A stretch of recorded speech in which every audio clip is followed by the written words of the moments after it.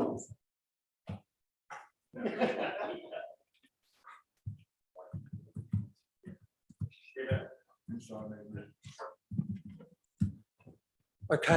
I think we're good to go, Zoe. Yep. Yep. Kia ora, good morning, everyone. David Topman and David Symes, two Davids for the price of one. We're here to talk about the emergency management bill that Parliament's put out for submissions.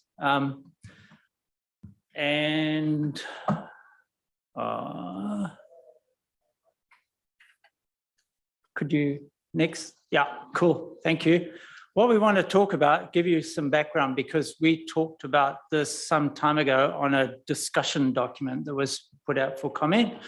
So it's been a long time coming. I think that was last year, February. And we're going to talk about the key aspects of the bill and then conclude with a suggested response by council. What we're doing today is both informing you and seeking feedback on the way forward, basically, next steps, what we do in terms of whether we make a submission or not. Next, yeah, thank you. I've talked about this. The important thing here is short turnaround time, 3rd of November. So if we were to do a submission, we would need to do it on the delegated authority and then report back to you. So today is really the important part of the whole thing in terms of getting feedback from you to include in a submission if we do. Next. Oh, cool. Thank you. Oh, brilliant. That's nice. Yeah, as I said, we last discussed this back last year, February. The bill will replace a very old piece of legislation, the 2002 Civil Defence Emergency Management Act. The intention is to improve, modernise emergency management system in New Zealand. And the bill is updating the legislation, looking at the regulatory and operational framework for emergency management. We have had comment from the regional emergency management body that if you look back at the kind of hope with the new legislation and what's been delivered, it feels like this is not so much a transformative bill, it's a tinkering with what we had. So a feeling of a missed opportunity, perhaps. Yeah. It's one of 3 intended reforms. The other 2 are on hold. The first of the ones on hold is the National Civil Defence Emergency Management Plan of 2015, being updated, a review of that, and the National Disaster Resilience Strategy Roadmap. That was also part of that. So those 2 are still to come. Aims of the bill, what it's intending to do, if you look at the kind of intentions of the bill, it's to clarify the roles, responsibilities across emergency management. A big component is recognising, enhancing the role of Māori in emergency management, and also to kind of recognise and better provide for communities who are regarded as disproportionately affected by emergencies. So that could be people who are disabled, but it's a whole suite. So it could be rural, remote communities who not easily contacted, not easily informed as to evolving situations. The other aspect that's kind of come into this is what used to be called your infrastructure, your lifeline infrastructure. That's been enhanced and it's now termed critical infrastructure. And we've got to give it a lot more attention under this bill than we had currently under the existing legislation. So that's something new. And then so if you look at the bill, what's changed, what's been introduced, there's an acknowledgement of treaty obligations made quite specific, which is something we're seeing in all the new legislation. There's a clarification of roles, as I pointed out, through the bill, and this talks about the emergency management committees, who they are, what they are. The requirement to consult with disproportionately impacted people, that's a requirement in there. As I said, Lifeline Utilities become critical infrastructure entities, and iwi and Māori have a direct involvement now on emergency management committees through the bill, or seem to anyway. Talking more about the emergency management committees, these would be sitting at a regional level and provide coordination governance. And it looks very much a similar story to what we've seen with the new resource management legislation, taking stuff up to a regional level in terms of a lot of the governance side, and then leaving local authorities to implement. So local authority members responsible for emergency management in their committees, responsible for identifying, assessing, managing risks and hazards. And then the committees are also responsible for preparing and reviewing emergency management committee plans. And that's something that it's not entirely new, correct, Dave? No.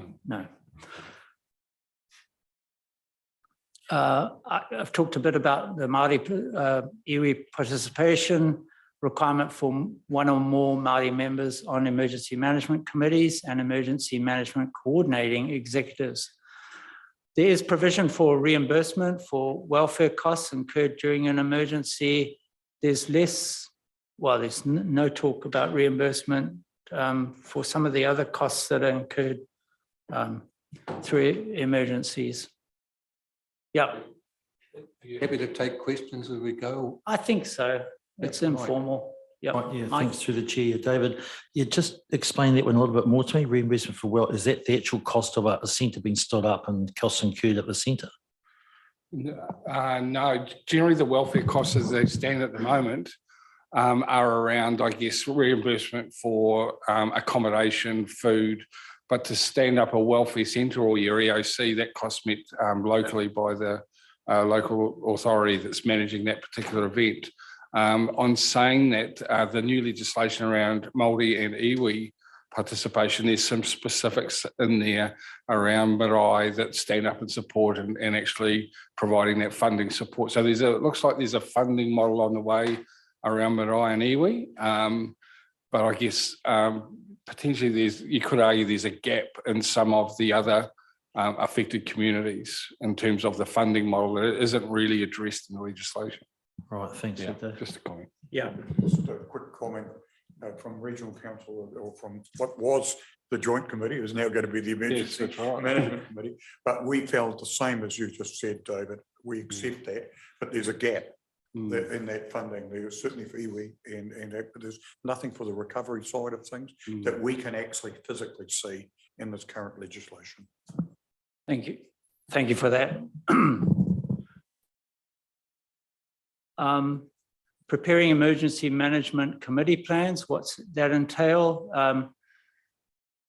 Emergency management committees are required to consult with Māori and iwi, as well as communities disproportionately impacted by emergencies. So that's something to be determined, like who are they and what does the consultation entail?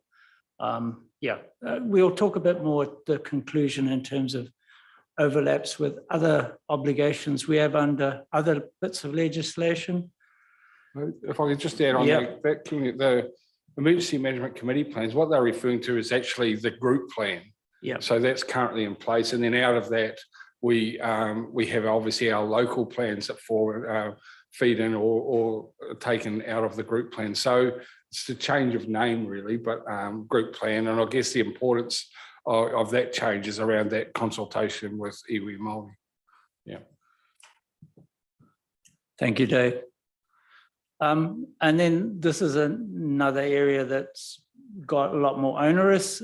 Critical infrastructure entities required to prepare sector-specific plans for how they would respond and recover from actual emergencies. Entities must state in a published plan their levels of function during and following emergencies, And as Dave's pointed out, it requires reviewing annually. Yeah, the legislation is that they'd be reviewed annually, and you'd have to report annually on that. So the devil in the detail is with this, and it could be quite onerous. It could be a lot of red tape. You think of, for council, in terms of infrastructure, that's your pipes, your roading systems. Outside of that, your telcos, your power companies, they're all going to need to report annually, and there's quite a lot of resistance around that from them, saying, well, they don't know what that looks like. There's no detail as to the depth or what that involves. That could be quite a significant resource needed to be allocated just to report annually. And looking at some of the other feedback around that, certainly from MB, was that actually some of that is reported on already by those critical infrastructure people as part of your roads and everything that is already established. And how does this emergency management bill interact with the other legislation or reporting requirements and compliance that's already in place? Some of the feedback from other organisations or entities was that there was a gap there. It didn't address that position. Yeah. Thanks, David. Yeah. And just, this is getting towards the conclusion now. We've got a draft submission put together by Local Government New Zealand, and what they're saying is they support the bill broadly, but would like to see more flexibility in it to allow for local arrangements for emergency management rather than the kind of one size fits all. Critical infrastructure requirements, as Dave said, are regarded as onerous, and there's overlapping with existing commitments we have regarding infrastructure and reforms going on. So you'll be aware we've got the resource management reform, for example, and the still awaited Climate Adaptation Act, which I'm sure will have loads in there about hazard and risk management. There's also a request that it should be simplified, that it is still quite clunky piece of legislation. And there's a suggestion that it should have a national framework to support response and recovery to emergencies. And Dave was explaining to me, this is so that when we have an emergency, we don't have to reinvent the wheel every time in terms of setting ourselves up for how we go about addressing it. That we should have a kind of a national framework for how that's done, whether it's Tairāwhiti or Kaikoura or wherever, that you can walk in and address the actual emergency rather than be, scratching your head about how you're going to go about setting up your emergency response. The other submission that's in draft form that we've had sight of is that of the regional management group, and they're putting together a submission which similarly supports the bill overall, but would like to see consultation on secondary legislation before the bill is approved. And that, as Dave's explained to me, is looking at, so there's provision for the director to impose rules, and we have no idea of the kind of ambit of that rule framework. Yeah, it's just whatever. And that could be huge in terms of actually now here's a rule, you'll pick that rule up. I mean, what does that involve? It could be, technical infrastructure, there could be certainly costs, huge costs associated with it. It may just be impractical, for a particular council. The size of the council becomes, within that, there's some council that might only have one comms person or public information management person to, in an emergency, and they'll put a rule in place that, you're to do this, or that. So that's quite a big one that certainly from a civil defence emergency management perspective, that, well, what are in those directors' rules, and the need to actually consult with local authorities, local government, and say, hey, this is what's been forecast, as opposed to just a top-down, here's the rule and you need to follow it. Acknowledging that there is a need for a consistent approach too, because that is one of the purposes of the bill. Thanks, Dave. And point already made is there's a lack of provision for funding to us for having to do a lot of stuff to implement the new legislation. So yeah, it'd be nice to see something there to link. Here's some responsibilities, but here's some funding to go along with it. Not something new we're seeing out of government legislation. And then the last point, no powers outside of local state of emergency to attend to risk mitigation or imminent threats. So unless there's an actual emergency declared, you're quite hamstrung in terms of what you can and can't do. You know, it's a bit like looking at a imminent emergency, but not being able to respond until it's actually happened. Yeah. Dave?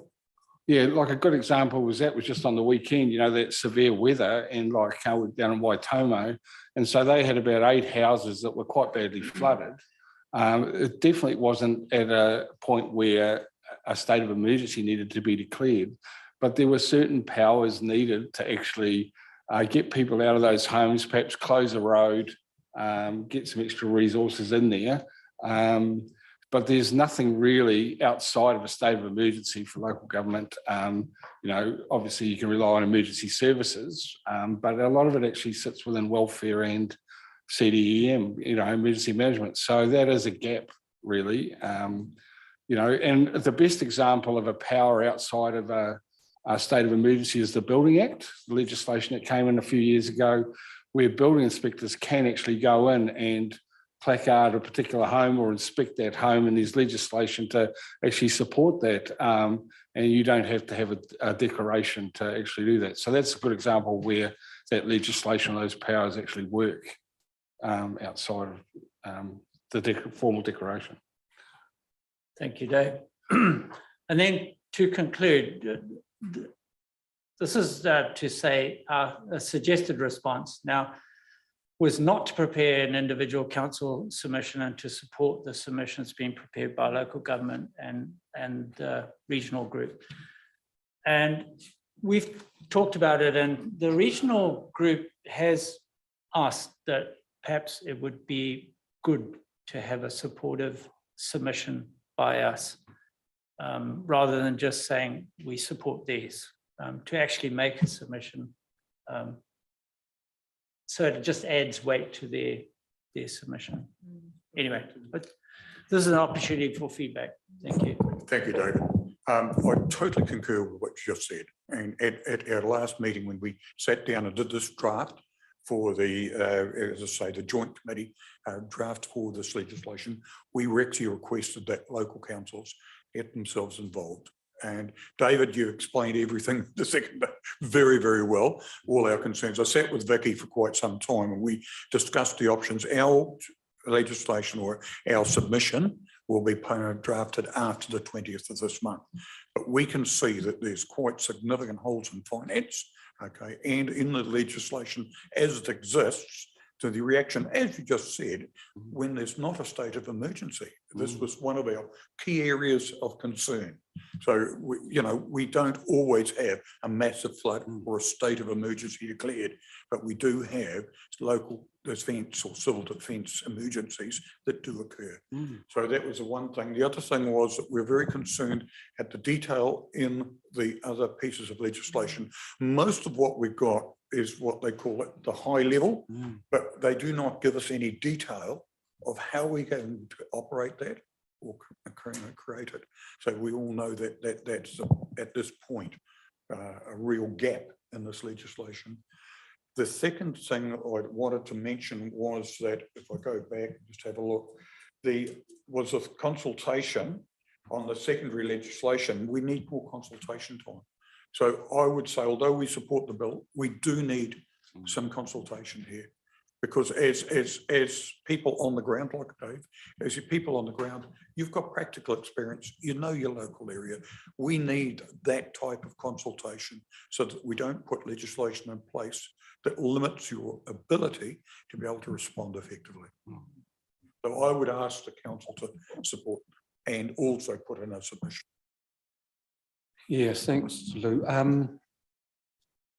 So do we need to, in that submission, it mentions reimbursement for welfare costs. Does that need to be like clarified and potentially expanded to cover other costs that may be incurred?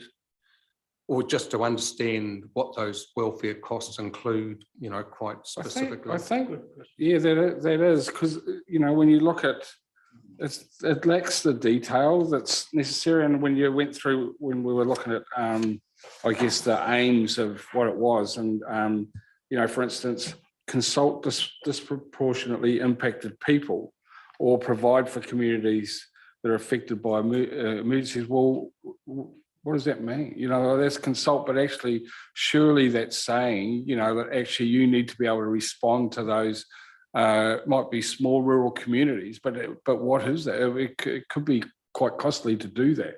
Yeah. You know, and you know, where's the resourcing, or where's the funding model that sits behind that, or it's just the detail. So, you know, when you talk about those welfare things, ultimately it can lead into other things that make a big difference. Yeah, so perhaps we could just, in the LGNZ submission, ask for clarity on. Yes. Yeah. Yeah. There's nothing stopping us pulling out some of the key points and repeating them rather than just saying we support. Yeah. Cool. Yeah. Okay. Mike and then Phil. Yes, through the chair. Thanks, Dave.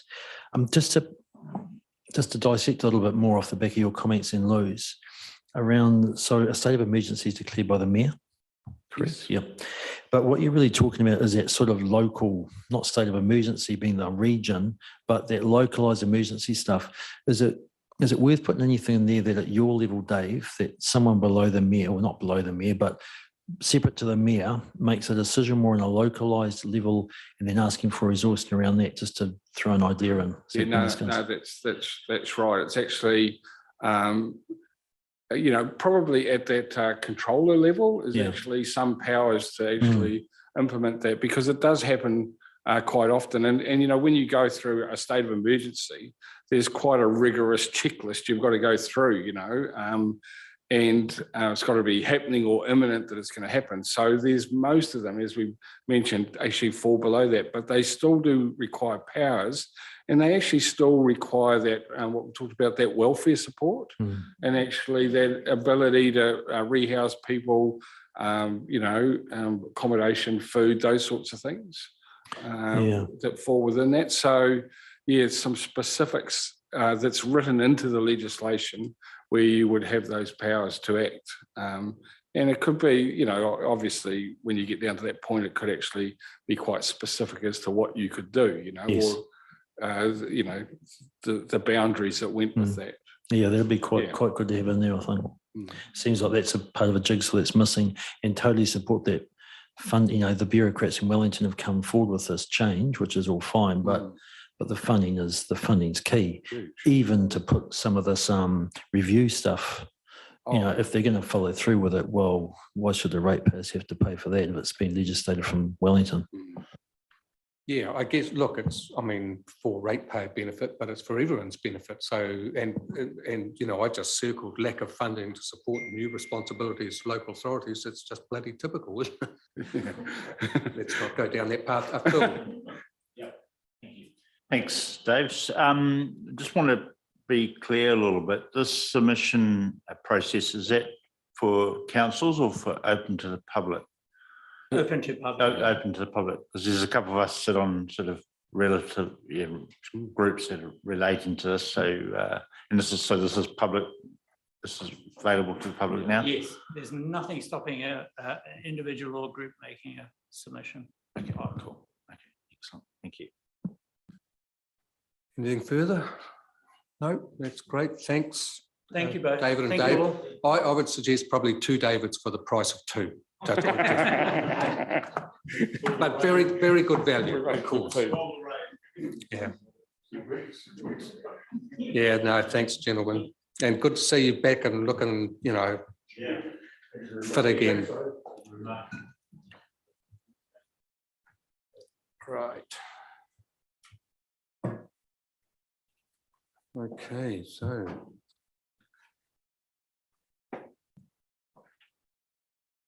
So a critical component of the long-term plan is the levels of service and performance management framework. This is the part of the non-financial performance that is our contract with the community, and we should be held to account for. So quite a critical part of the LTP. Absolutely. Yeah. Welcome. Hello. All right, so you would have received prior to this workshop quite a considerable amount of paperwork. Apologies. So what I'll do is I did just want to quickly take you through some key messages before we take feedback and questions around the content. So as Gary said, as part of the LTP, we are required to have a performance framework to ensure that we are being accountable in terms of what we've said that we want to deliver, and some indication of how we're going about delivering it. And one of the fundamentals of the performance framework is that it needs to drive continuous improvement. That's what we want it to do. We need it to help decision making. And we also want there to be a golden thread, if you like, between council's vision right down to the operations of the business, and seeing connections between those layers of performance and how they interact with each other. And the performance framework is obviously within the LTP, so it's not just for an internal audience and conversation, but it's for us to demonstrate our value to the community. So just for context, so this is a visual of our performance framework, if you like, a simplified version. And what we're looking at here is the top 3 layers of our performance framework. So we're looking at our wellbeing indicators, so how we're tracking against our community outcomes. The next layer is our strategic priorities, so how we're going against our priority areas. And the third layer down is again our levels of service. So they're against all the activity areas across council, and they're what the community can see. So they're output related performance measures, and they're things around fundamental equality, in terms of we've said that we're going to deliver these levels of service. Well, how are we tracking against that? And this is one mechanism that we use to do that. There's just some considerations when looking at all these measures. Is that in terms of the development of them, it's been through a lot of internal conversations across council. We've also looked at historical performance, and we've also looked at what other councils measure, and we've looked at what information is already out there. There's a few things to consider. This really needs to be feasible, as I've said. We don't want to be creating too much hard work in terms of it being onerous. It needs to be meaningful. Needs to be auditable. So these are all audited twice a year by our external auditors, in particular our levels of service measures. So they need to stand up to audit scrutiny. We need to be at a minimum on an annual basis and at a Waipa district level for them to be meaningful. And the other thing to keep in mind too is it's set for a 3-year time frame. So it's hard to change. So we need to make sure that it has longevity, and coming back to it needs to be value adding. Just wanted to quickly highlight some key changes. So in regards to the last LTP, that was the first time that we'd tried to measure against our community outcomes. It'd be fair to say it was a long list, and I don't think that it's driven decision-making as much as we would have liked. So what we've sought to do this year is really rationalise it down to some key things that we want to track. We have lots of legislative required functions. For example, we need to process building consents within a certain time frame, etc. Historically, we've been quite hard and fast and set it towards what the legislative target is, so 100%.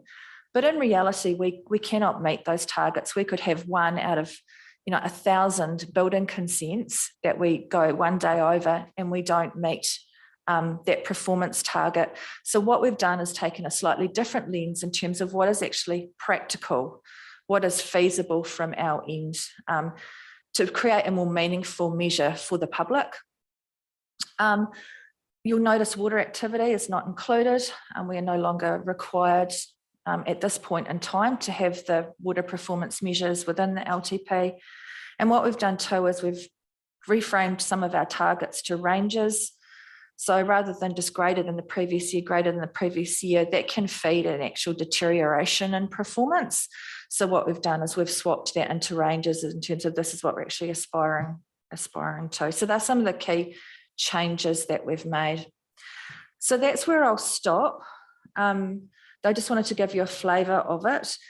Probably just a little bit of a note too in terms of the targets within these levels of service. Depending on what the investment decisions are for the LTP, we might need to review some of those targets. At the moment, they're pitched at what's in at the moment, but those discussions may change that. So I'll take any questions. I've got Neil and Amy Wallace have been they're the ones that own the level of service measures with the activity managers and have been out there and can answer that level of detail. But also take questions, of course, on the community outcomes and strategic priorities as well. Thanks, George. Hey, this was really interesting. So I just got a challenge that sometimes in the performance measures, I take your point, they're fundamentally meant to be about quality. Occasionally I was looking at them going, is this really a quality measure? And I'll take, for example, the building consent one. The performance measure is that you're going to do them on time. For me, the performance measure, a much more appropriate one, is that we never again get sued for issuing a CCC, or that there's never successful legal action. Now, I understand that's not realistic, but that demonstrates my thinking. And I worry that, for example, that one, that we're going to turn building consents around on time, potentially drives negative behaviour in this building, because, you know, it's just getting it done counts rather than the quality. And so that's an example, and I saw it potentially more than once coming out, that I just wondered if the performance measure was appropriate for driving what we want. So what do you think of that challenge? It's a really interesting question, and I think you're right.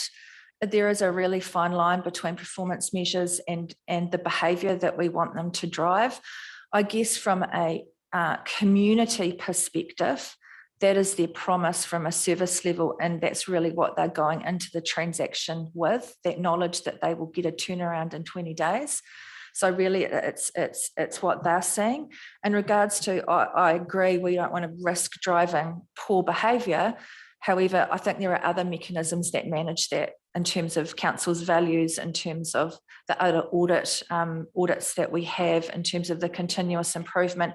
And I guess we do pick up those risk indicators in other areas, particularly around our compliance reporting, etc., our litigation reporting that drives that continuous improvement and helps that behaviour. So I agree.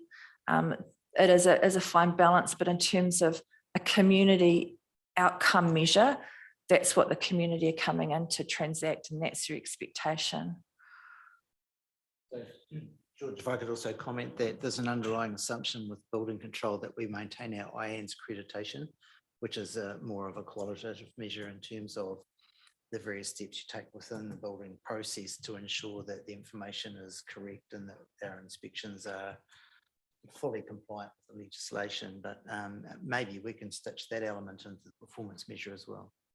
Yeah, and just that, thanks for those answers. That's great. Just where do these kind of sit in our hierarchy of performance measures? Like, you know, if you're a building inspector and your KPIs for your job, is this relevant or not? That you're under pressure to turn it around fast? Because I just don't want that to be the pressure, that I've got to turn this around fast because I've got to make my monthly report look good. I want it to be done well. Yeah, so I agree, Councillor Montgomery. We do have, I think there's a balance here, and it's what we're going to actually put in this to measure against for the community. And there's no reason why we can't have further internal measures that perhaps we look at it from a quality perspective. But if we bring every single sort of area and lens into this, it gets very, very big from a public point of view. And I guess that's what we're trying to hone it down for, is those key things. And then those risks that you're bringing in, we look at them in a different way or through a different mechanism. So that, George, to Mike's question, the hierarchy is quite well demonstrated in that triangle that you showed us on page 62 of your pack. So that's when you get into that granular internal workings of the organisation of the tier 4 and 5 of that triangle. And in terms of, is it driving things? Well, honestly, it is. We are legislatively required, for example, to turn building consents around in 20 days. So that's what staff will be attempting to do. But they will also be bringing in a quality lens, making sure that we follow policy, make sure that we follow good process as much as we can. Yeah, and there's with you in a moment, Roger, big difference between approving a building consent and giving a compliance certificate at the end of the building process, which, Roger. Yeah, and I suppose my questions are along actually the same line. And I'm just trying to find it where it talks about swimming pools, that we would visit and assess a certain number of swimming pools, and yet the performance criteria that they want are that the swimming pools meet our regulations, but we're not actually assessing that within the measure. So if we were to say, for instance, that of the certain number or percentage of swimming pools that we assessed, then 85% or 95% met the requirement or the criteria. And I'm sorry, I can't find it going back, but you see where I'm getting at? Yeah, That we're actually just saying, oh, we'll go out and check a certain number of swimming pools, when in fact the objective is to go, and of those that we check, that they actually meet the requirements. Yeah. So that means that our education and our information on what is expected is there and is having an effect, rather than the fact that we're just visiting that number of pools. But no, an inspection implies that if it doesn't meet the standard, then it's got to be redressed. So yeah, I'm not quite with you on this one. I mean, the real thing is we're required to inspect those pools every 3 years, aren't we? We are. And this is a measure to ensure that we're doing that. I mean, we take it as a given that if they don't meet the inspection standard, they have to be brought to. But I still think we have a responsibility on educating and making sure that all of those requirements are publicly available and known. That's part of having a swimming pool, though. Yeah. Sorry, I can take that feedback back to the activity manager and get comment on that for you if you like. Yeah. Yeah, there was another one that I actually picked up, and it was to do with public toilets as well. And it's exactly the same argument, and you're going to come back to me with the same thing. But in terms of what you can expect to us, there are 3 performances in that, which is minimizing public health risk and minimizing environmental impact, and in a way that is most cost effective. So those are built into the performances, but then the measure of success is a percentage of residents that are satisfied with public toilets. But that isn't addressing what the performance measure is on what you can expect from us. That's a similar kind of argument. Yeah, so we're not actually, we're not monitoring what the performance measure is. If I may, the intent of that measure is to provide a high level indication of how well that service is being provided. As George mentioned earlier, there's a lot of these measures, and yes, we could have a measure for each of the sub elements within here, but really what we're trying to get across is a sense of to the community that we are meeting their expectations. So if they're satisfied with the public toilet provision, then we can infer that we are meeting those other elements. So it's a balance between having lots of measures to get lots of little detail, but then ending up with too many measures, and or having one higher level one which gives us a sense. And if the results for that are going way off target, then you might want to be drilling down and you might want to be putting some specific measures in.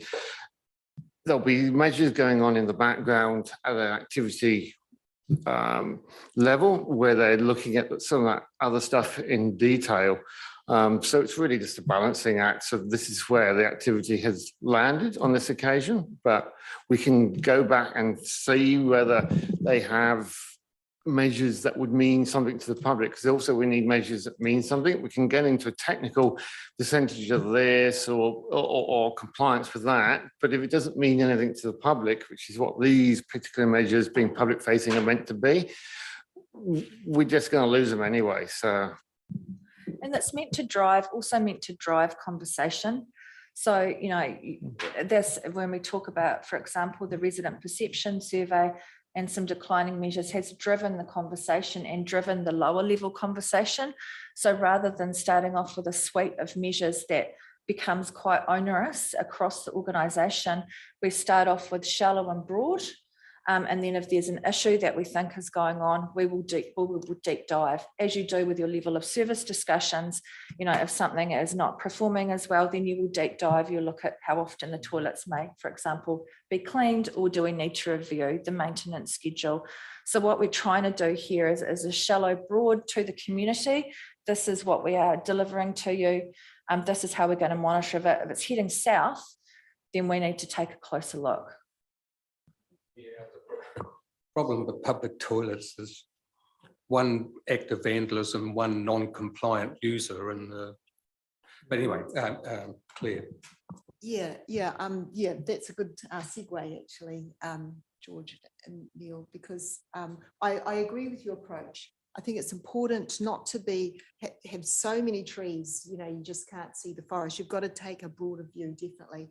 So I do support your change to ranges and things like that, and a positive trend rather than just last year's as a comparator.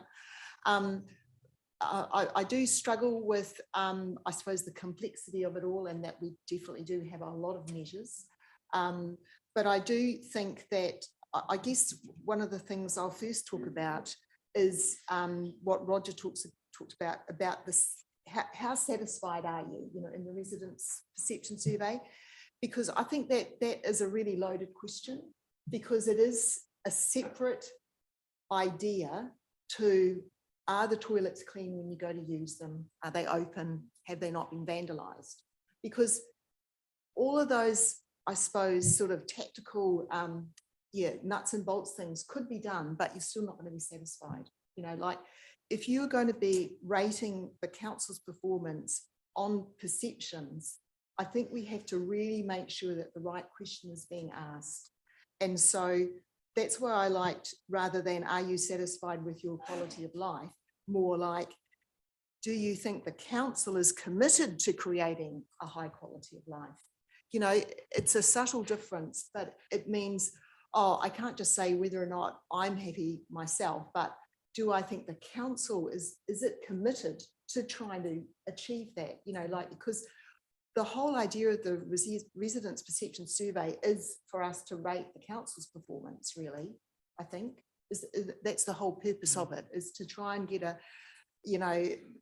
sense of the pulse. Yeah. And so I think that saying how satisfied you are in a general sense is always really dangerous. Yeah.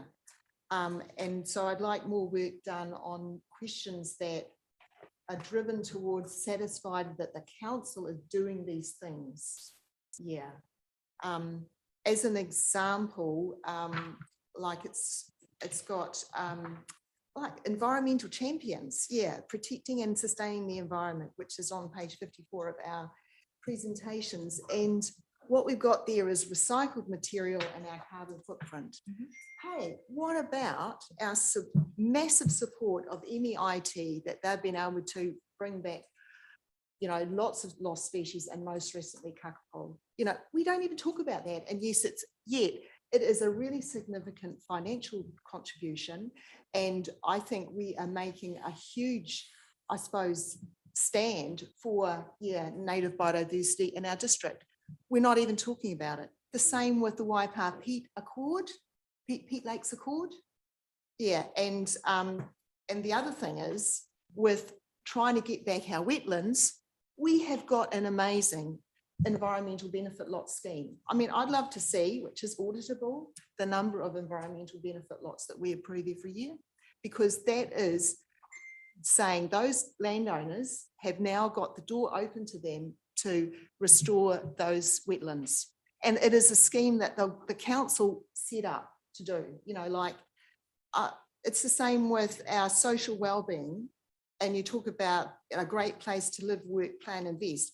Well, what about all of the community grants we give so that people can be doing that really important stuff in their grassroots environment, and also the events that we stage specifically for communities? You know, like we should be reporting on that, because that is the nuts and bolts of I suppose, demonstrating that council is committed to creating a district that is a great place to live. Yeah. Yep. So just at a really high level, this is a performance framework, and I understand what you're saying, where we can't measure everything. So these are only a part of the story. So when we go to the annual report, we tell a story, we try to tell a story about all the great things that council is doing. Throughout the comms and engagement over the year, we're trying to tell all of those stories. What we're looking for here is some headlines. Now, I'm not saying we've got them right. I'm not saying that at all, but I'm saying we can't tell the whole of the council story within the LTP performance framework, because these are outcome measures. There's a whole suite of lead measures that go in here, which is all those initiatives that the LTP is delivering, all the organisational KPIs that are occurring. The climate change improvement program is a massive initiative, which will have reporting at the back of it, which may speak to a number of those more detailed elements. Ahawaki will have a performance framework sitting around it. So it becomes quite a complicated story to try to rationalise down to here. So to me, it's about the storytelling that we put around it. Absolutely happy if you've got some better measures that you think we should be putting against our community outcomes. Absolutely happy to have a look at that and try to incorporate it. But I just do want to put a rider on what we're trying to achieve out of the LTP performance framework versus the storytelling and the broader engagement and the stories that we tell our community from all avenues that we tell that story. So I'd just like to respond to that. I guess in the way I can see your point of view. For me, a performance measure has, I suppose, it demonstrates a bigger commitment by council than just highlighting those things in that preamble to our annual plan. Okay, so those things are often mentioned in the annual plan. I can't ever remember us talking about Kakapo coming back to MEI Mangatoutri, or how many environmental benefit lots we are actually, approving. But I think that the performance measures, to me, say this is where we're serious. Okay, so it does have more weight for me personally. And yes, it's always that balancing act where you're finding those indicators. So you can't cover everything, but we're saying we think environmental benefit lots, the number of community events that we fund, or the dollar amount that we're putting into community grants are really good indicators of our commitment to making Waipa a great place to live and work. So we have to come up with those indicators. And I get really depressed about having that perception survey that's giving us lots of downward trends based on questions that aren't even tied to council's performance. I mean, there's no way you can say that a resident saying how satisfied they are with their quality of life, how can that directly be linked to public toilets or levels of services for, well, possibly for our roads, but it's a really tenuous link. And I think it'd be far better to say these indicators, we're pretty confident that they've got a pretty good lead through to status, quality of life. And that's what we're focusing on, because we can't do everything. Mm-hmm. Well, Claire, if you could send me through some potential measures that you would like to see around that environmental space, we can have a look at it. from a feasibility point of view. I'm absolutely happy. I guess there's a golden thread, and that's the point that I'm trying to get as we go from a vision, which is extremely high level in terms of what we're seeking to influence our community, down to an operational level in terms of how many times we paint our pensioner housing units. So it's really, really difficult and complex. And there's a lot of elements to it. So absolutely happy if you want to send through some alternatives. Let's have a look at it. The other thing around the perception survey is, we are relying on best practice suppliers, and I am confident in them in terms of what they are telling us in terms of how to ask the community their perception. And unfortunately, perception is our residents' reality. Roger. Yes, thank you, through you, Mr. Chair. Can I just talk a little bit about the page 24, the Heritage Service? Now, I want to start off by saying I am very supportive of the Cambridge offering of heritage through the museum as being part of the overall district-wide heritage offering. And I'll work in any way to try and get that incorporated. But I wonder how we can put in performance measures when we, don't have any control over the management of that service, and neither do we have any regular reporting. Now, I think they are both deficiencies in our operation, and I'm wondering whether we could work towards that being more of an integrated WIPA component of the heritage offering. I'd just like to see us doing it. I think I certainly believe there's a little bit of inequity of funding in those two areas between the Te Ao Mutu Museum and the Cambridge Museum, and that's for a different forum.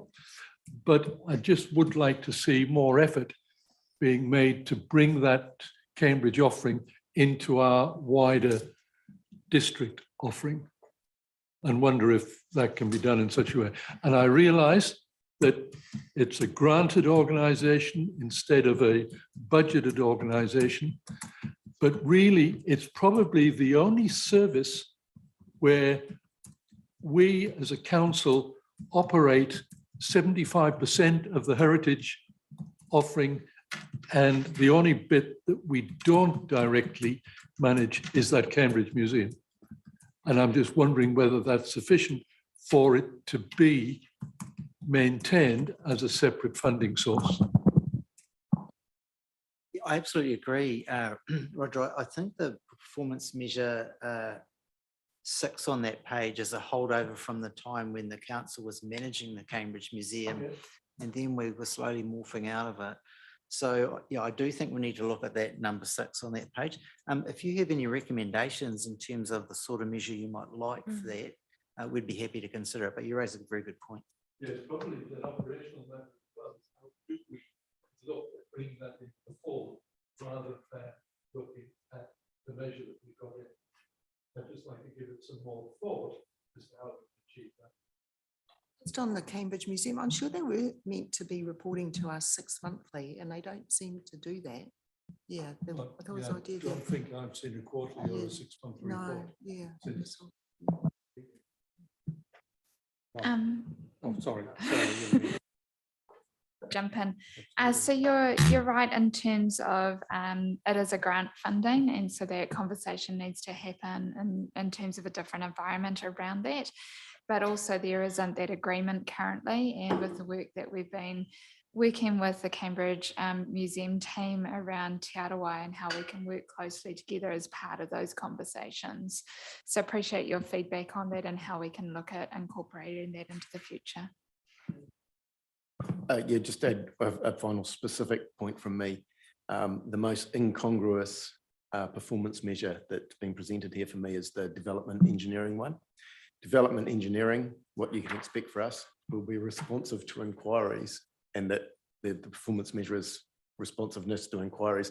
I just really struggle to see a sort of causal connection between the performance measure and and the stated aim. I couldn't think of anything better, but is there nothing simple and technical that we could report there that's better? So this is about inquiries are acknowledged, that's that one.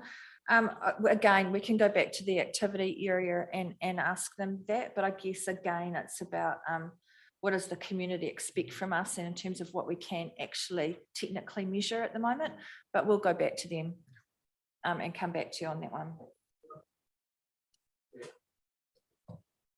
Yeah, just getting back to that quality of life. Like I think a big impact in the last year was people's personal safety. Like we had a lot of those ram raids and a lot of vandalism and things like that, and which impacts, like with the public toilets and our community infrastructure and just how safe people feel, in our towns and that. Now, we did a lot of work around CCTV, trying to work out how we could be responsive to those isolated toilet blocks and things like that. So there's no measure that talks about our responsiveness and the efforts that how we try to respond to these issues where we don't have it set in place. We don't have a budget and we don't have, I suppose, a dedicated staff member to do it. And I just wonder whether or not we could give some thought to that as well.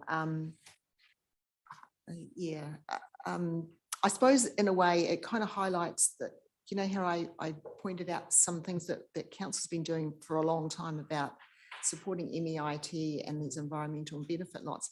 It's not something that's probably a budget line. It's something because we've been concerned about our performance in these areas for years. And we've already got stuff in place. So it doesn't necessarily have to have a project budget to it, but we're doing it and we're doing it really well. Yeah.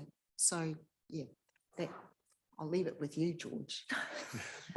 Thank you, Councillor St. Pierre. There you go. And this time library service. And I just had a look at the number of participants in the library program. And I just took average populations of Cambridge being 20K and TA being 13K. That seems to be what's on the stats website. And I just noticed that, Cambridge, the targeted participants in library program works out to be about 44% of the population are involved in library programs, which is great. But we've got a new library in TA, and yet if you look at their participation in library programs, it's down at 30%. And I'm just wondering whether we should be striving to encourage more participation and hence putting our target performances up to get greater participation from that wonderful library that we've got in TA. The targets were set based on current performance. And just extrapolating that forwards on the assumption that the same proportion of the people currently going will continue to go as the population grows. To put up a forecast or a target higher than that would indicate that we're intending to up our game, our level of service around what we're providing to entice more people through. When the target was set, there was no indication that any additional budget or anything like that was being put forwards to increase the provision. So that's set on the expected level we're going forward. So if you want to put that up, then it needs to come along with a plan to actually get those numbers up, and that plan is likely to come with a dollar need. So I can't speak to any more detail. I don't know whether Sally, you can add any more detail on that, but yeah, that was based on what we're doing now and just carrying on in the same vein, maintaining our current levels of service. Very well responded to, Neil, and I can't Thank you. add anything more to that. I think that could be a question that we put back to the team, but I do note that we are very much restricted in space for programs at Cambridge. You're all aware of that as it is. And so just would need to check with the Te Awamutu team on what that could look like. Yeah, thank you. I like the document. I do actually like it. It's a great thing. I just wanted to ask one and go back to page 41, I think it is at the moment, on heritage service. And you concentrate on the museums, but we actually miss out some of the quantums that we've got here. For example, let's talk of the Walk of Fame. You know, is that not a heritage? You know, I'm trying to sort of drag these in. The Walk of Fame in Seton Park, it's not. Also, what about the War Memorial Park? Is that not a heritage? I'm asking this from a quantum to look. It's not really a park. It is actually a memorial. And you know, do we include these in them? Because when I read why we do it, to ensure the support of the identification, celebration, protection and promotion of Waipa District's heritage, okay, which enriches the lives of current and future generations, locals and visitors. And I think we don't want to, you know, you want to widen that a little bit in what we're looking at. It's just my thought, and surely I can be corrected if I'm incorrect, but we just felt that the things like that really do need to be included. Yeah, but Lou, I mean, the point here is what we measure. How do you, what measure are you putting in place to? Well, very much the same quantum as you're measuring with the museums. You can actually tell the visiting or the, you know, the people's satisfaction with the service. Yeah, but we've got no, we got no means. so, but We I think can measure the people coming through the door of a library, but people visiting a park is. I agree with that. I said I stand to be corrected. No, The utilisation of Neil say, has the park. Neil has a response. Yeah, I think it's down to two things. One, your feasibility in terms of measuring and having something that you can put in front of audit and they're happy that your results are meaningful and, you know, and are consistently collected. Problem with something like the War Memorial Park is you've got multiple entrance places to the site. How are you going to measure that? How do you know whether the people going there are going there because of the heritage element or because it's an open space to take the kids? So it's, if this is around showing what we're doing in terms of specific heritage stuff. So again, we're going back to the issue of a number of measures. We're trying to focus the measures on the areas we're currently seeing as the more important, so or the greater elements of the service, because there's loads and loads of elements within a heritage service or a library service or the waters or whatever. We're just picking the top 2 or 3 key areas that we think are the most important, will mean the most to the community and that we can measure. So that's how we've landed on those. So you're quite right, there are elements that are missing, but how much additional value would they add to the message we're putting across to the community against the effort and the cost it may be to actually measure that, if it's even possible? Just to reply to that, every Anzac Day, we have nearly 2,500 to 3,000 people actually go to that particular park. So what I'm saying is we do have a quantum that can be measured in the same to Anzac Green. You know, I actually organise both those events. And I know the people that turn up to both of them. So there is quite a thing. Yeah. I just like to add to that, like, again, like Anzac Day services is something that council's been involved with for years. And they are, I suppose they'd be one of the largest events that we have that isn't a commercial event or an entertainment event. I mean, you can actually measure it just by taking a photo of the crowds on the day. You know, like that is an acceptable measure, certainly in the volunteer sector.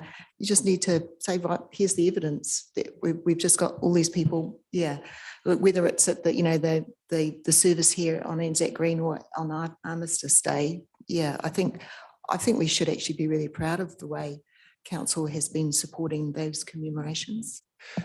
Sorry, yeah, so when we can take that feedback on board, I guess, is it in terms of, so level of these performance measures, there is an element of celebration, I guess, in terms of what we want to do.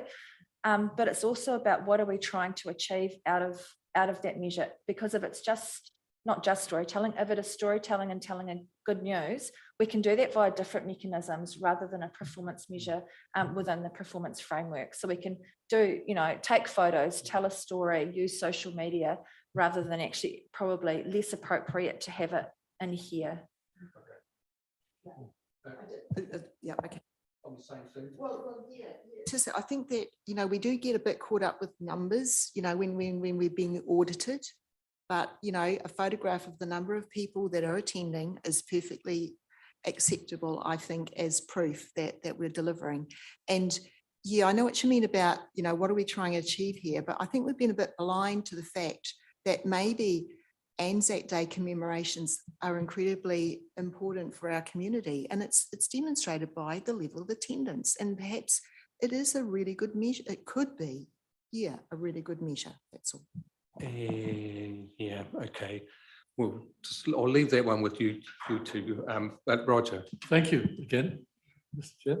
And this is my last one from this. I really enjoyed going through these, by the way. Good, thank you.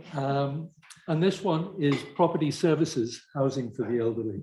And I agree totally on the two that you've used there to measure success, and the response time to urgent services and the response time for non-urgent services. But the provision of housing for the elderly, why do we do it? To ensure the provision of suitable housing within the district for elderly of limited financial means. So if you look at that objective, surely then one of our monitors of success is how far do we go to meeting demand for that service? And I suppose the monitor of how well we were doing is how large our waiting list is against the supply of pensioner housing units. And I'd like, because that's what gives us the indication of whether there's an additional need that we should be addressing. And I'd like to see that as one of our monitors of success. Ken's going to respond to that. Here at the ready. Yeah, look, I mean, I absolutely hear the sentiment there. And look, if we had an unlimited checkbook and we were absolutely motivated to really make a difference here, yes, that would be the perfect measure. But look, Roger, I mean, that's there's huge demand out there. I mean, I can't tell you exactly how many are on our waiting list at the moment, but there is quite a significant number on our waiting list. Yeah, look, I don't think we ever signed up to providing housing for the elderly for whoever wants it or whoever needs it. Yeah, we've just said as a council, look, we're willing to work in the space. It's a ring-fenced activity. There's no ratepayer injection other than provision of the property, the land, as we discussed just last week. That comes at ratepayers' cost in terms of opportunity cost of what else we could do for that land. But look, we can't. We're not committed to providing a heap of bricks and mortar. To answer that then, and I'm sitting right next to you, so I'm just wary of a right-handed flick. And then perhaps our objective should be to ensure the limited provision of suitable housing. Okay, we're getting a little bit pedantic here now. I think, well, my question is, and I've looked at it in the different activities, but I would have thought provision of housing for the elderly should have been followed directly by our cemeteries activity. Just, I mean, it's sequential, isn't it? Sorry, a little bit facetious. Sorry about that.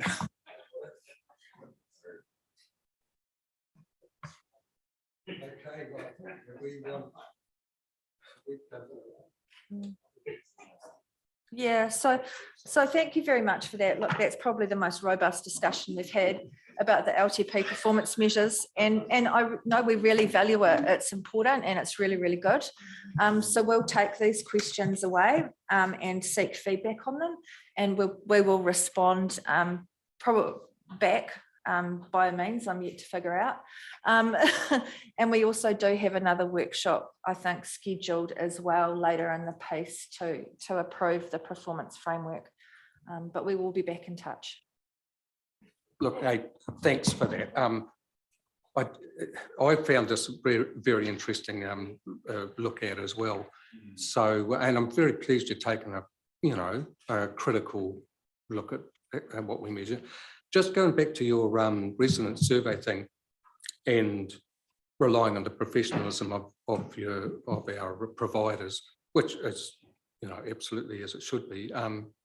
But it isn't true that the questions you ask can have quite a substantial impact on the answers you get. But having said that, I absolutely take your point. Our residents' perception is their reality. We got to understand, recognise that. Thanks.